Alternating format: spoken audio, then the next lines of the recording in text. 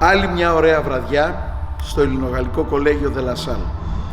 Ένα σχολείο που δεν παράγει μόνο γνώση, παράγει και υπεύθυνους ανθρώπους.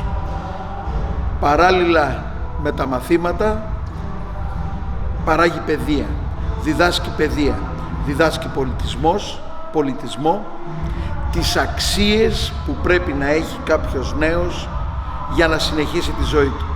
Απόψε λοιπόν, σε μια πολύ ωραία βραδιά, ένας καλλιτέχνης που ακουμπάει στην νεολαία και όχι μόνο, δίνει έναν άλλον τόνο, γιατί το σχολείο ξέρει και από μαθήματα και από διασκέδαση. Άρα λοιπόν, συγχαρητήρια στη διοίκηση, στη διεύθυνση όλων των βαθμίδων του σχολείου Δε Λα Σάλ για την προσφορά στην παιδεία. Χωρίς παιδεία δεν πάμε πουθενά.